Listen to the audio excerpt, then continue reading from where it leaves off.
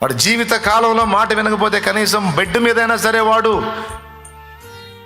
మార్పు చెంది ఆయనను అంగీకరించి నిత్య జీవానికి వారసుడయ్యే కన్ను మోస్తాడు నీ ప్రార్థనకు జవాబుగా.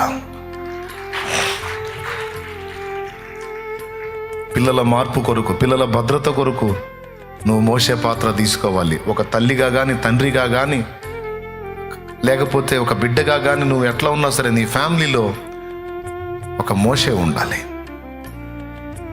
అది నువ్వే అయి ఉంటే మంచిది. ఇంకా చెప్పాలంటే ఇంట్లో 2 మోషేలు ఉండి 2 యెహోషువలు ఉన్నారు అనుకో, నలుగురు, ఇంకా సూపరు. కనీసం ప్రార్థనా పరులు కుటుంబాల్లో లేకపోతే కుటుంబాల్లో ఆశీర్వాదం ఎట్లా? కుటుంబాల్లో దేవుని ఉనికి ఎట్లా? కుటుంబాల్లో దేవుని సన్నిధి ఎట్లా? ఒక మోషే మన ఇంట్లో ఉండకుండా వాడు జాగ్రత్త తీసుకుంటాడండి. కానీ ఇది గ్రహించి దయచేసి మోషే పాత్ర తీసుకునే వాళ్ళు కనీసం ఫ్యామిలీలో ఒక్కరున్నా ఆ కుటుంబంలో దేవుని సన్నిధి, దేవుని ఉనికి అలా నిలబడి ఉంటుంది.